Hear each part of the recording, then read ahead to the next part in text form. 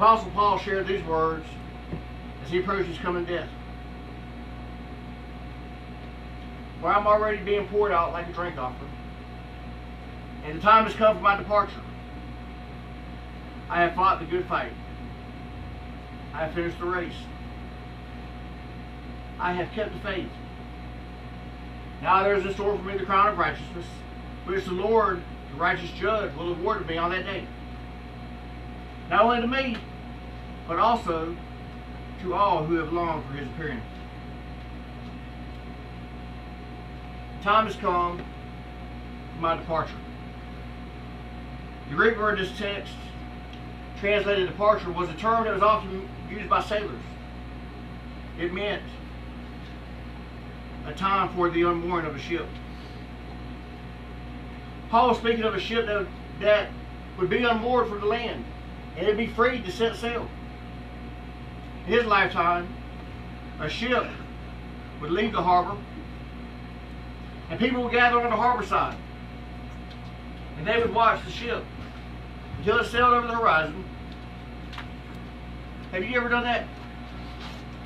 Just stood there near the waterfront as the ship sailed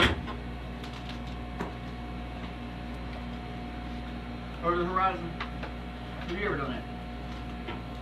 And as the ship slips over the horizon, you would hear those on the shore joyfully say, "There she goes, there she goes." Yet somewhere on the other side of the ocean, there's another harbor. And as that ship appears on their horizon, you can hear them say, "Here it comes, here it comes." And much like that ship, Job has sailed into a new harbor. He sailed into a new port.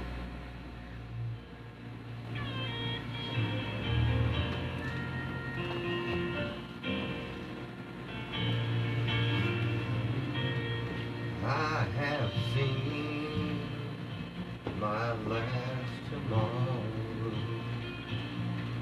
I am home, my last breath. Goodbye, sweet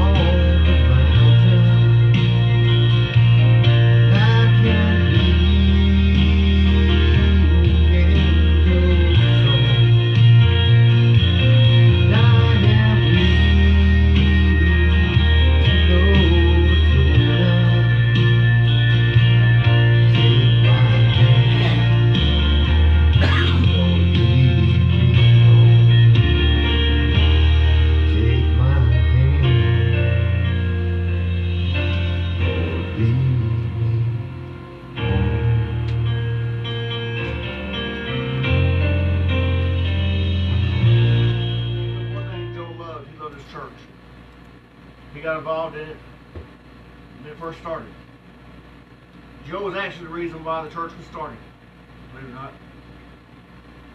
I become ordained and got into the ministry. I told the guy that ordained me, I said, you know, you can ordain me if you want to. I said, but I promise you I'll not stand in front of a church on Sundays and preach. Well, the Lord had different plans for me. And I guess Joe did too. But Joe ended up getting involved in this thing. He was happy about it. He enjoyed coming. He enjoyed telling people about his church. He enjoyed telling about the outreach ministries that we do. He enjoyed meeting folks and talking to folks. Joe died the other night doing what he loved to do. He was out talking to folks, meeting folks, telling about his church, telling about the Lord. 1 second, 1 minute he was telling folks about the Lord, knocking on the door, telling them about the Lord. The very next second, he was walking with the Lord. Is that amazing? You know, Joe never knew what hit him. He never knew what happened. He was walking along there, and all of a sudden, like I said, 1 second he's talking to folks, telling about his church, telling about the Lord. And the very next second he's walking with him. You know, Joe, he wasn't sickly. As far as I know, I don't know if I've ever known him to be sick. He might have come down with a cold once or twice, but even that I can't even recall when he came down with a cold. He was healthy, and Joe knew how to walk. Joe wouldn't think nothing about walking the pipe. That's what Bruce and different ones here tell you. You see him walking up and down the road all the time with you, Bruce. And you know, he had no other way to think about it except wonder what was Joe doing. What was he doing? I believe Joe was having a good time doing what he enjoyed doing. And for whatever reason it happened, the Lord decided it was time for Joe to go home. You know, I thought to myself, you know, if I would have gave him another one of those orange vests, how many orange vests have you given him, Keith?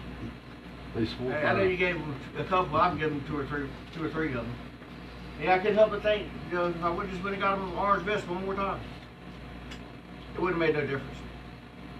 It was time for Joel to go home. Joel's testimony, I don't know how many of y'all ever heard it, but Joel had been through he'd overcome some things. He come a long ways, and he done real well.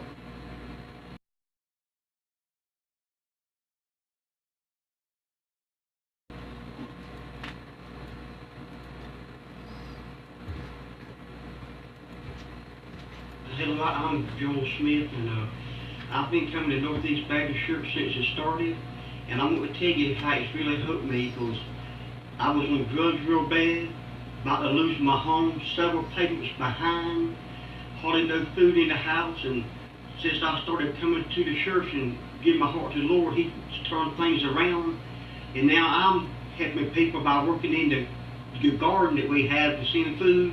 A lot of hard work, but really pays off, and it really gives me a good spirit in life, that I'm helping people when I take the vegetables to step down to the soup kitchen and all.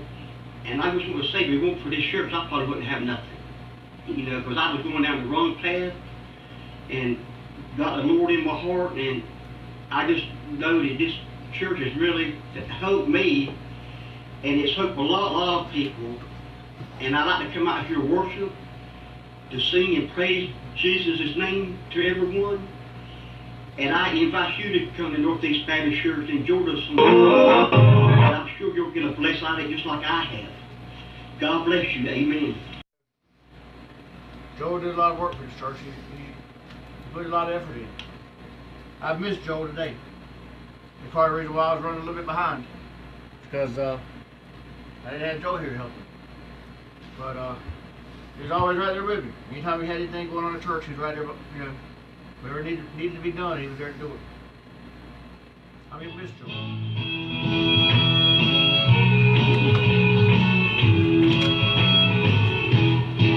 There's a light in the workroom, and a table spread with splendor.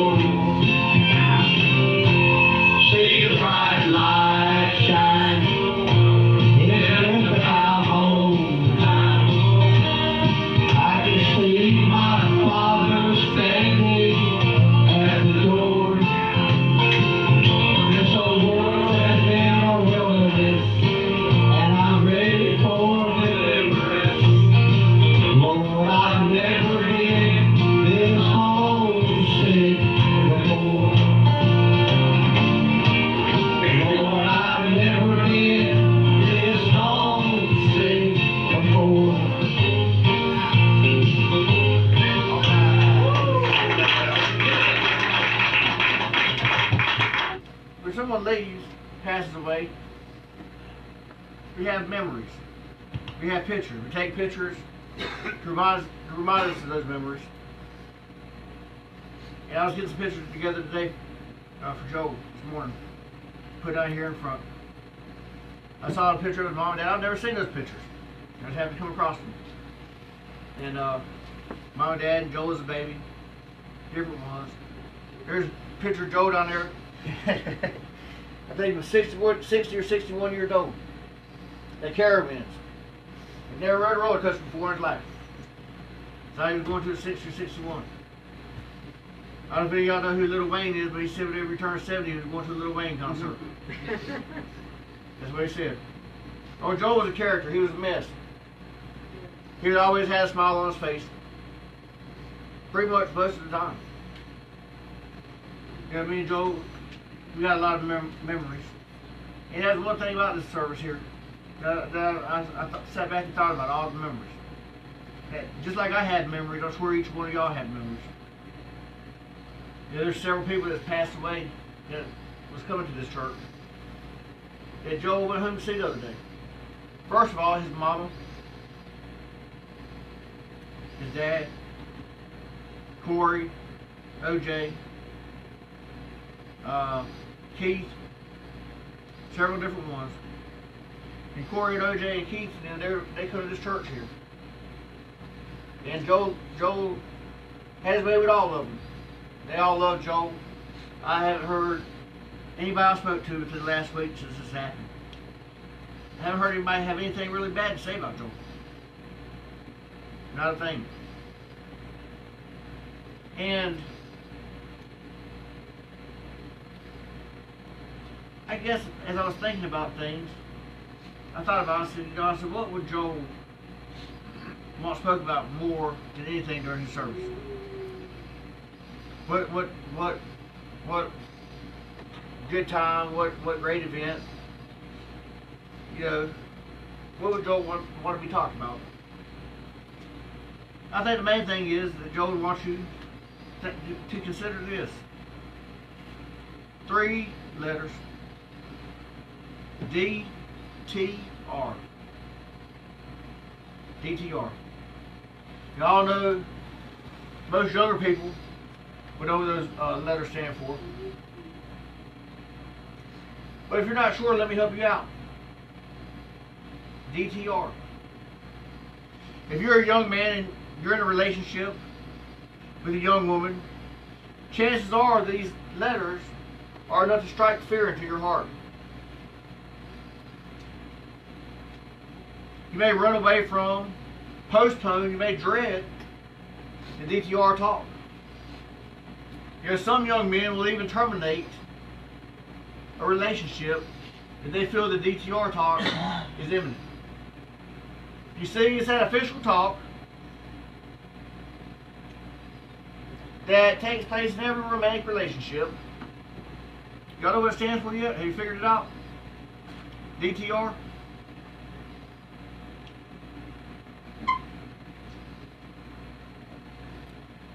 DTR, define the relationship. Define the relationship. You sit down and you decide where things are going. Have they moved from casual to committed? And I guess what I'm wondering,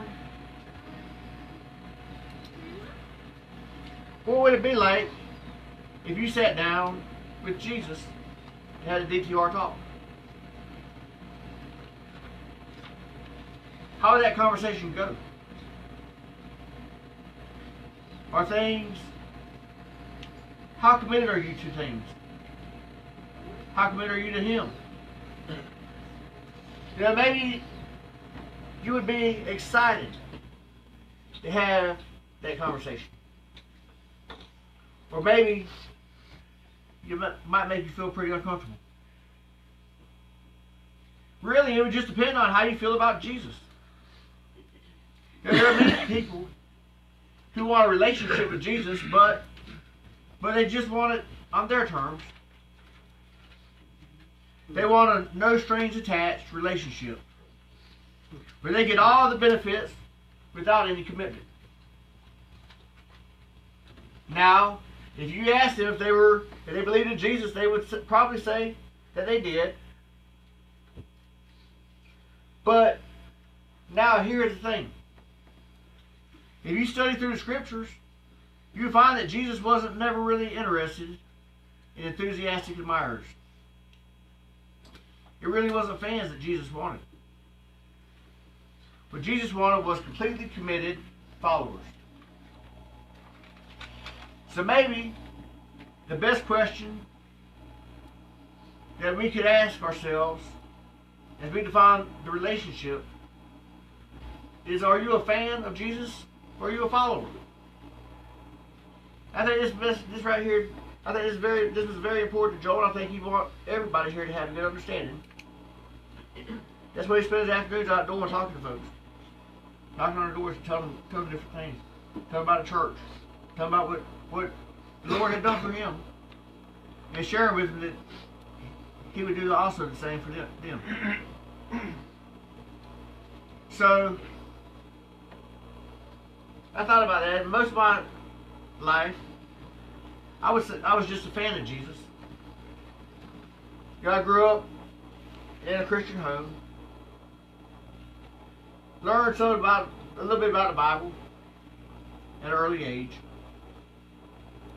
You know, I went to my grandparents' house on the weekend. If you went over there, you're going to go to church. So I suppose if you asked me if I was a follower, I would have said, yeah, absolutely. But the truth is, I was measuring that relationship by the wrong things. I thought I was a follower because I went to church on the weekends if I was over with grandparents. Or if I had a Bible in my room. Or maybe if I prayed if things got really desperate. Looking back on my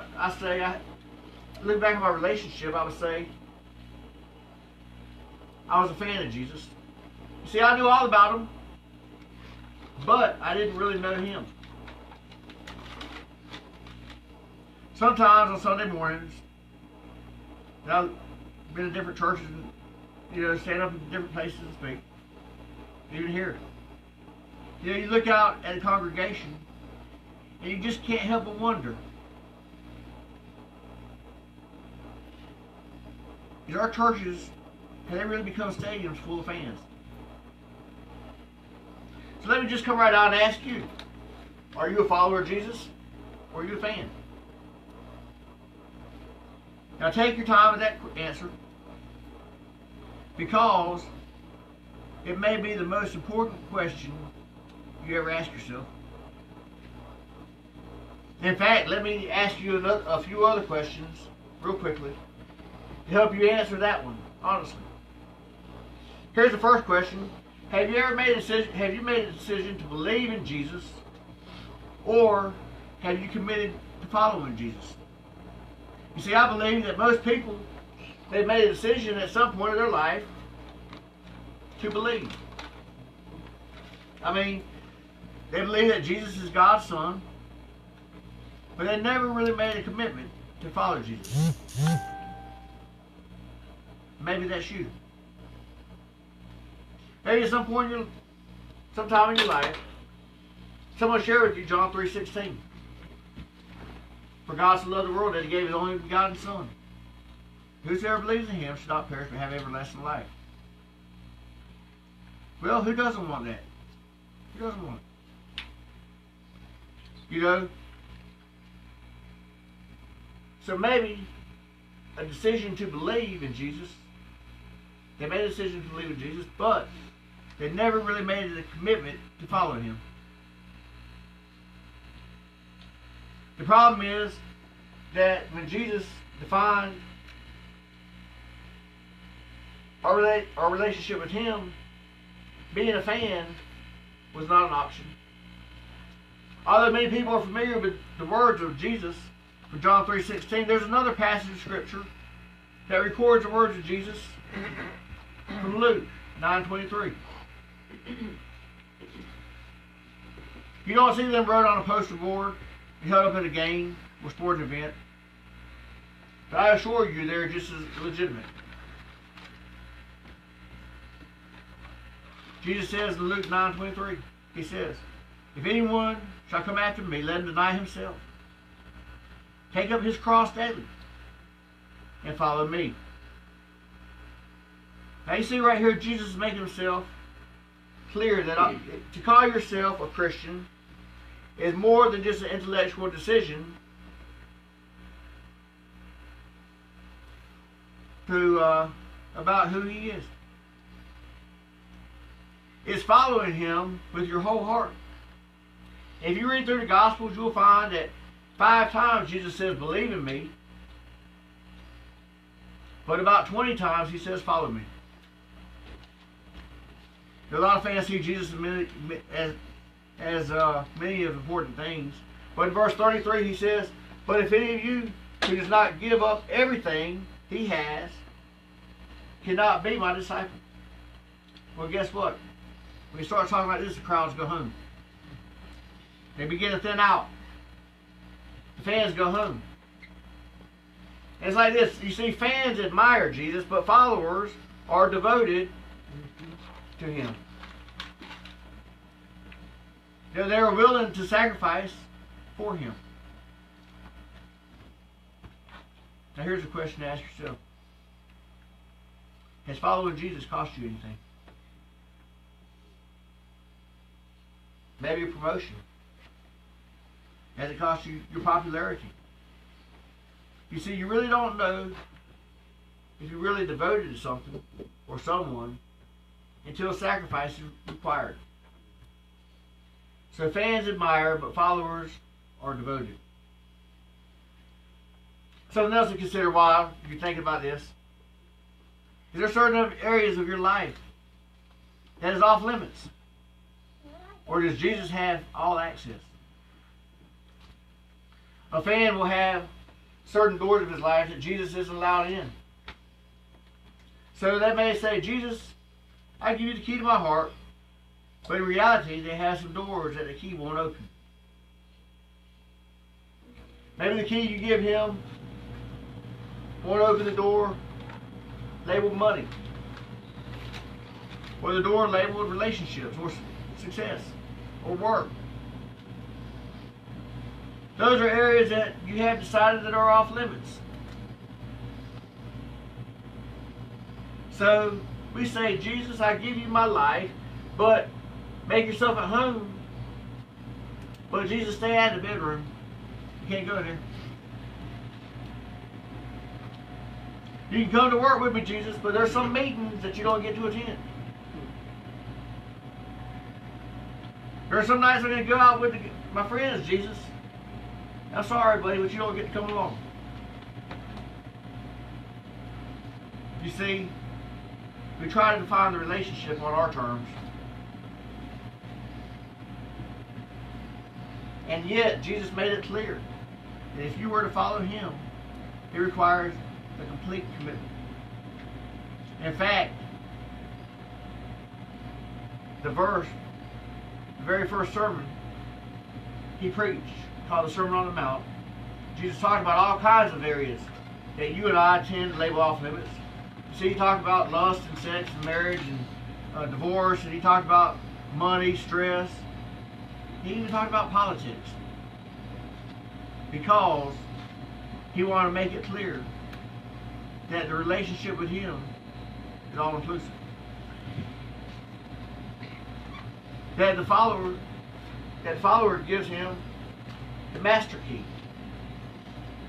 See, we say to Jesus, I don't mind you making some changes in my life. Let me make it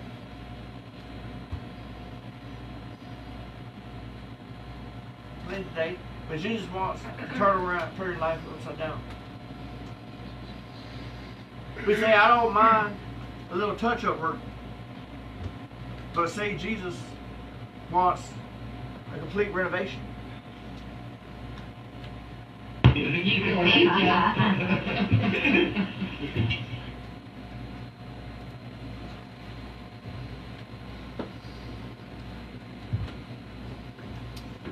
You know, we're thinking overhaul.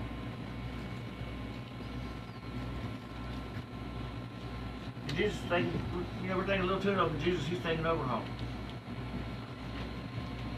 We think a little remodel, redecorating. Why not? But Jesus, he wants to remodel.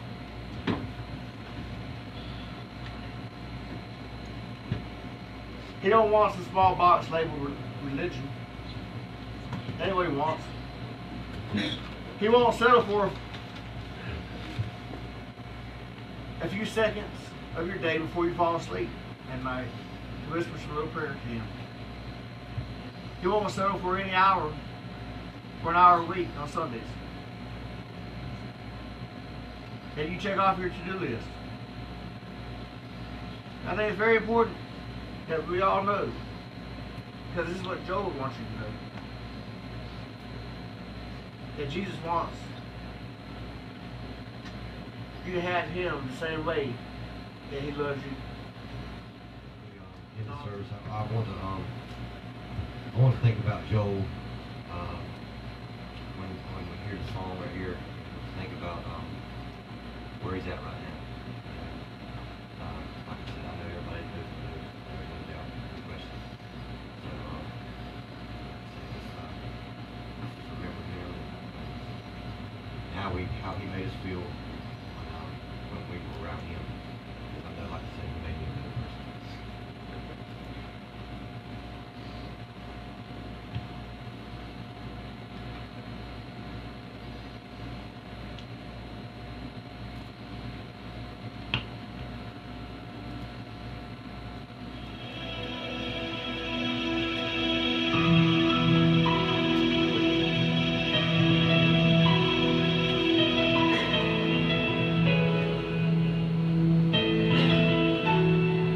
Only imagine what it will be like when I walk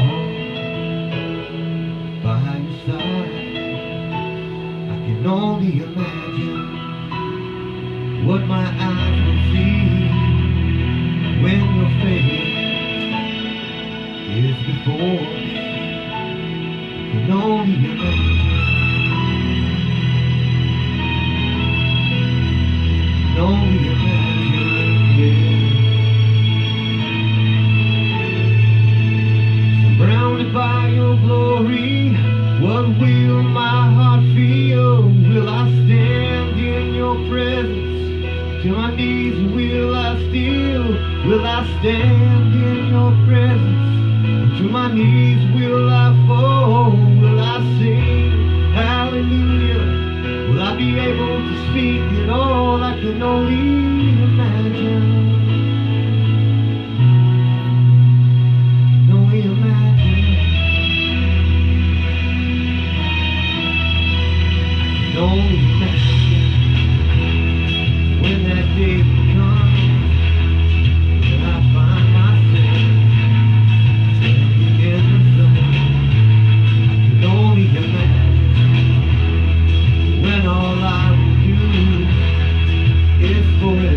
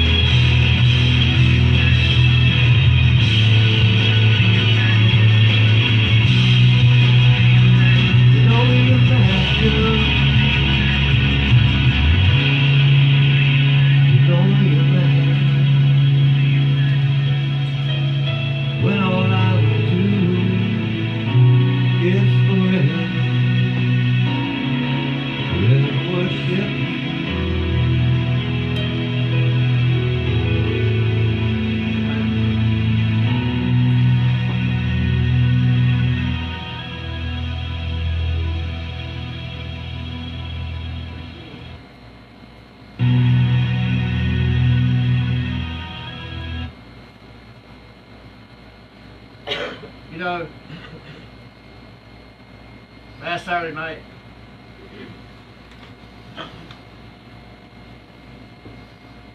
Joe was out doing like he always does. He told me when he got out of the car that day, he said, Chris, he said, when I get done today, he said, I'm going to walk down to Joe's. Joe's a guy Joe met Derby, and he's a good friend of both of ours. And he said, I'm going to call you when I start walking that way. Joe lived maybe a half mile from where he was. If that. He said, I'm going to call you when I start to head that way. He said, that way you can leave the house. He said, you can come on. He said, we'll be there about, he said, I can talk to Joe. He said, I just want to talk to him for a few minutes. And he said, there ain't nothing to worry about. You know how Joe he always was. He said, there ain't nothing to worry about. He said, I just want to talk to Joe. That's all right, Joe. I said, that's fine. He said, I'm going to call you. I said, all right. He got out. And we were in here, the benches you are sitting in. I remember this, they used to be real long. I went on from that wall all the way over that way. But I was in here last Saturday while Joe was out going door to door. And I cut a section of the benches out so they fit in here better. And probably needed an extra section today. But we cut that section out so we can move around here a little bit better. I got to that last bench right there. I don't know the three. And I said, you know, I knew it was getting close to Joe to call. He called me when it started. I knew it was getting close to time. So I was trying to hurry up and get that last one done. You know, we still had a mess in here too. You can imagine the sawdust everywhere, and we cut it in two. And it was a mess in here. We had to clean up. So I was trying to at least get the benches put back together again before we had to get in here and clean up. But I got back from Joe. Well, I guess I lost track of time there for a few minutes, and my phone rang. I won't ever forget it. It was Joe. Joe called me. Immediately I asked the phone. I said, "Hey, Joe," I said, I looked at it and saw it was 8:30. I usually go get Joe every night between 7:30, 8 o'clock. But I looked at it, it was 8:30. I said, good gracious. I said, "Hey, Joe." I said, "Let me guess." I said, "Joe must be there." He said, "What are you talking about?" I said, "Let Joe know I'm on the way." He said, "I don't understand what you're saying." He said, "I've been here all day." He said, "I haven't seen Joe." I said, "Well, Joe," I said, "Joe was going to walk to your house when he finished up tonight." I said, "When he called me on the way," I said, "Well, I saw your door there." I said, I lost track of time." I said, "And I figured, you know, his phone must have died or something. That's why you were calling." He said, "Nice, I haven't seen Joe." I said, let me get off here and call him real quick. I figured, you know, maybe he went down the wrong road, or you know, there's a couple of intersections there. I said, maybe he got twisted up, got twisted around, and messed up one of Joe's. So I called Joe. I bet you I called him 8 or 10 times. No answer. I sent him a couple of text messages. "Joe, you didn't call me. Where you at?" No reply. And after I called the first couple of times, the phone went straight to the voicemail. I said, "Well, that ain't make sense. That ain't like Joe." Now, if he was talking to somebody, he wouldn't answer. But as soon as he got away from that house, that door, that person, he would call. So I called Joe back. I said, "Joe," I said, "you messing around?" I said, "You messing with me?" I said, "Joe's over there, ain't he?" He said, "Chris, I ain't seen Joe."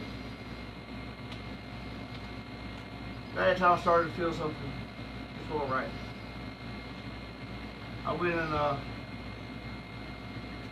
got off the phone with Joe again.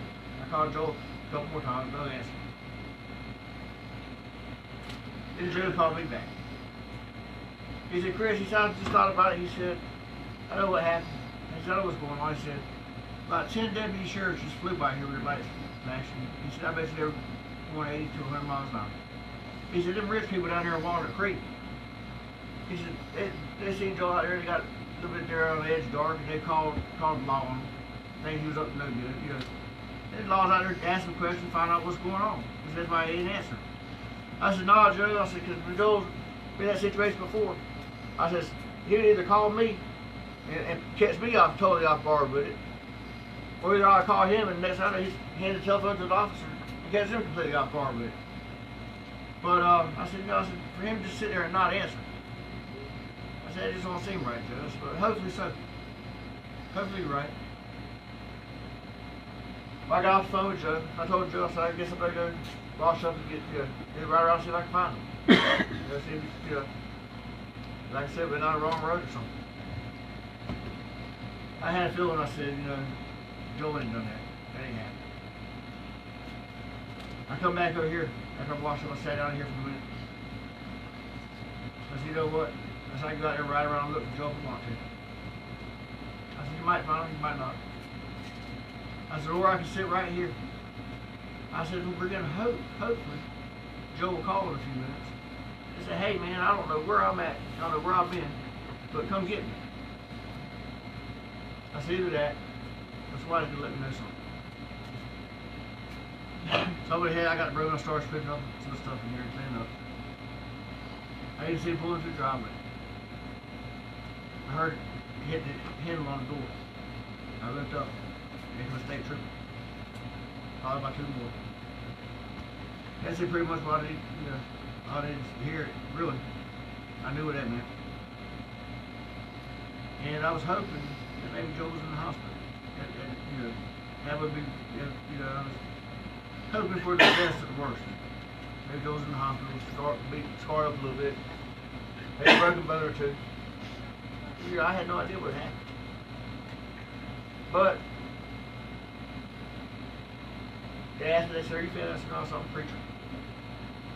I said, Chris, said, can you take us to the family? I said, sure. I said, let me ask you. I said, something happened. Has there been an accident? He said, yes, sir. He said, it has. So we typically, normally, don't tell anybody anything before we talk to family. I said, well, since you're the pastor, I said, you might actually be able to help us out with this. I said, there's been a tragic accident. And we need to go talk to the next family member. Yeah, I was just lost for words. Not like I am now. I mean, I just couldn't understand. And the highway patrolman, they told me, they said they've tried to figure it out. The three of them. One of them was investigating. And actually, believe it or not, he actually stopped me and Joel a couple nights before. All the way over Mount Olive. We were out delivering food. Bringing people food boxes. And he didn't really believe us. We were out delivering food at 10 o'clock at night. We were trying to get his last couple delivered. And got pulled over. And he was one of the troopers. And he told me, he said, Chris, he said, I'll tell you, he said, you know what, he said, I didn't want to believe y'all the other day. He said, I thought y'all were full of it. I delivered food at 10 o'clock at night. He said, if I see now, different. Joel dealt with that a lot. People thinking he was putting on a show or whatever. They think they're not all Christians a lot of times. But Joel kept right on. He never lost his spirit. He never lost his focus. And that's one thing I always remember about Joel. When I learned anything from Joel, I want all y'all to remember, think about something too the next couple of days. What's something that you can learn from Joel? Simple. It's simple. Joel didn't want a whole lot. He enjoyed life. He enjoyed his friends, his family. He loved his family. He loved his family. Y'all might not have been close all the time. He talked every day or every week, but he loved his family. He knew his family. He could sit there and tell you who his cousins and second cousins and fourth, all the way down the line, he could tell you who they were. I couldn't tell you who, not much more than my sister. I could tell you who she is, that's not it. But, anyway, come to find out, believe it or not, one of the people that hit Joel, I used to go to church with. The lady that was in the second car, I used to go to church with her. Out of Griffith's church out there. And I know it's hard. That's one thing I want to leave as I close. I want everybody here to do. Let's keep those people that hit Joel in our prayers. Let's don't forget that. The people didn't set out to do that night. I don't think Joel left here with the intentions of it happening. It was an accident. Things happen. And when the Lord ready to call you home, it don't matter how many hours Best Me and Keith give Joel. It don't matter. I could have went and got him 10 of them that day. The Lord was ready to call Joel home. He was going home. So, let's keep the people that hit Joel, their families. I think one of them was a young guy, and the other one was an older lady. And let's keep them in your prayers as we move forward. I think Joel wants to do that. I'd like to thank y'all for being here today. And my closing prayer. Dear Lord, thank you for the gathers here in Morales today as we pay tribute and share the memories of your newest saint to come home. I pray that you be with the family during this time, be with Chris, be with the folks that was involved in the accident. But dear Lord, we come to you and we thank you that you sent him into this world and he was part of our lives. We ask this in your precious name as you keep us safe this week, and that you always keep a little bit of Joel in your heart, because I know that one day I'll get to see him again. We ask this in your precious name. Amen. I want to do one more thing. I told Bob Lowry we called. Can I see your photo? Drink offering.